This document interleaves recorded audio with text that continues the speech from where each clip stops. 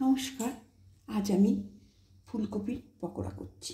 এই শীতের সন্ধ্যায় ফুলকপির পকোড়াটা ভীষণই ভালো লাগবে খেতে, তাই আমি ফুলকপির পকোড়া করছি। দেখে নিন আমি কী করছি, কীভাবে করছি। আমি সাদা তেল দিচ্ছি কড়াইতে, একটু বেশি করে দিচ্ছি।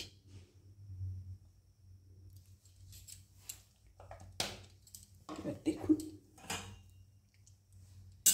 আমি এই বেসনটা নিয়েছি আর একটু নুন দিচ্ছি। আমি আমার মতন নুন দিলাম, আপনারা আপনাদের টেস্ট অনুযায়ী নুনটা দেবেন। আর দিচ্ছি ধনে জিরের গুঁড়ো 1/4 চামচ জিরে, 1/4 চামচ ধনে আর 1/4 চামচ হলুদ। আর দিচ্ছি অল্প একটু ধনে পাতা। আর আমি যাকে নিয়ে এত কথা, সেই কপিটাকে আমি একটু অল্প করে ভাপ দিয়ে নিয়েছি, কিন্তু যাতে ক্রাঞ্চি থাকে সেইভাবে ভাপটা দেবেন।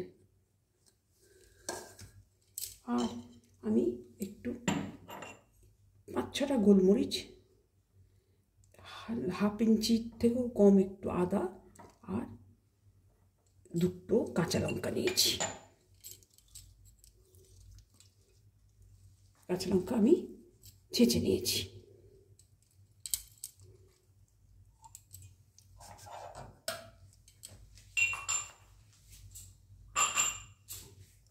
এইবার আমি বেসনটাকে অল্প জলে গুলে নেব, মিশিয়ে নিয়ে একটু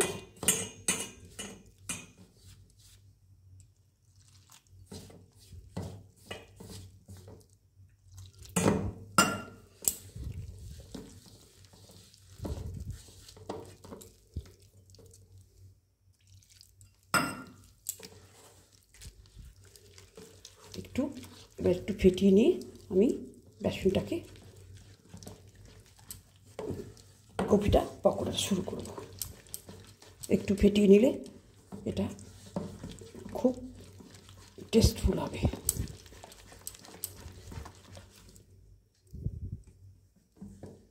আমার ফেটানো হয়ে গেছে। এবার আমি একটু তেলের উপরে একটু অল্প করে নুন দিচ্ছি।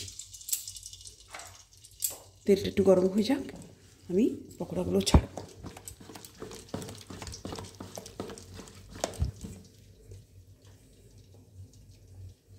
আমি পকোড়াগুলোকে ডিপ করে নিচ্ছি, নিয়ে আমি তেলে ছাড়ব।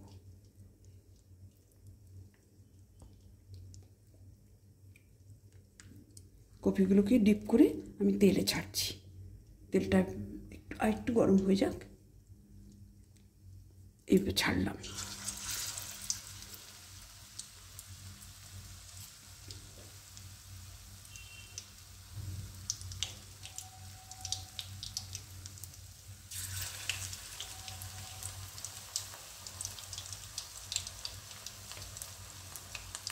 এইগুলো গরম গরম সন্ধ্যা আড্ডায় ভীষণই ভালো লাগবে। এবং যদি কোনো বন্ধুবান্ধব বা আত্মীয় কুটুম আসে, আমরা মিষ্টির সঙ্গে সিঙাড়া বা নিমকি না দিয়ে এগুলো সার্ভ করতে পারি।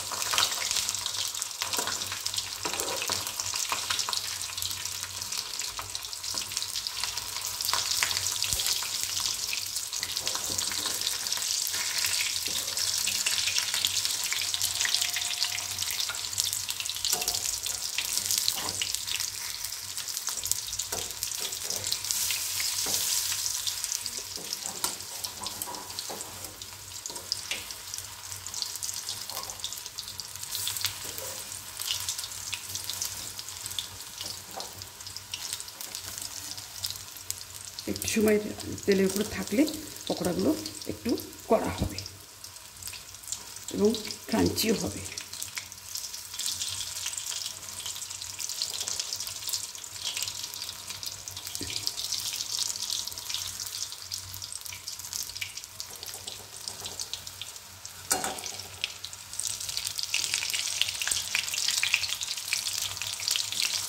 এই শীতের দিনে আমাদের বাড়িতে সবসময় এই ধরনের পকোড়া ভাজা হতো, বিশেষ করে ফুলকপির দিনে ফুলকপির পকোড়াই আমরা বেশি খেয়েছিলাম।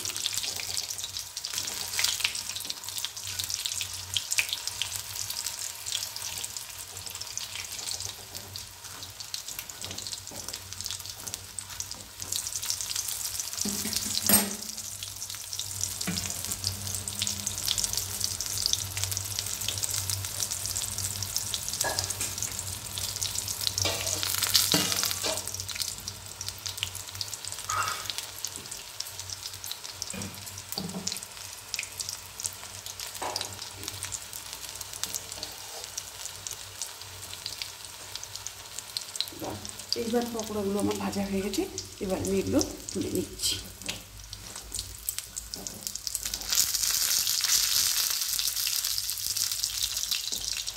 এগুলো আপনারা ভাতের সঙ্গেও খেতে পারেন, ডাল দিয়ে ভাত দিয়ে এগুলো খেতে পারেন। উপোসের দিনকেও বেশ সুন্দর খাওয়া যায়।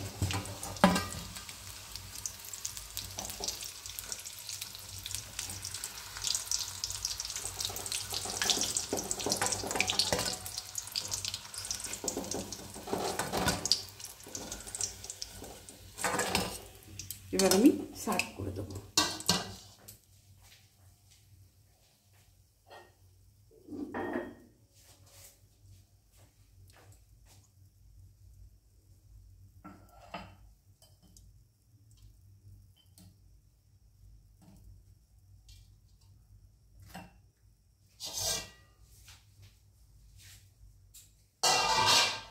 আপনারা প্রথম থেকে আমার এই পকোড়া ভাজাটা দেখলেন, দেখে আপনাদের কেমন লাগলো, আপনাদের গুরুত্বপূর্ণ মতামতটা অবশ্যই আমাকে জানাবেন কমেন্টসের মাধ্যমে।